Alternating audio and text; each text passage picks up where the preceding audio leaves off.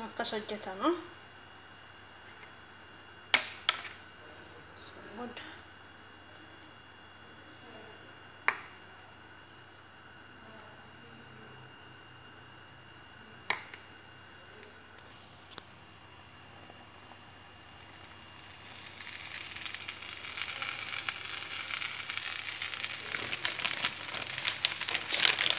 Nyaata kana qursiidhaaf ta'a jechuudha. Kan qursii kuni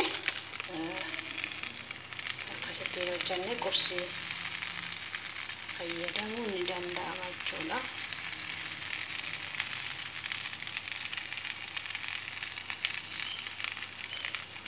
Sabooda akkas goona.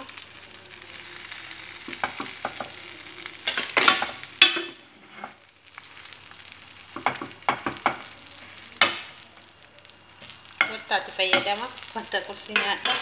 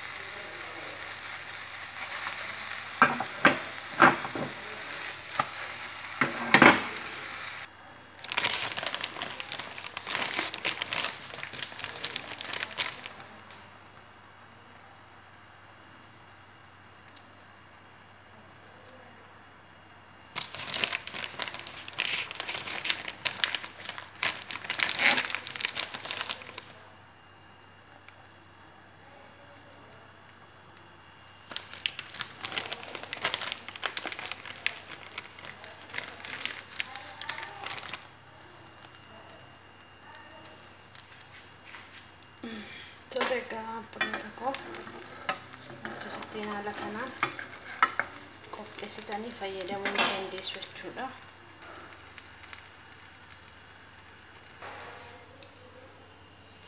Haala kanaan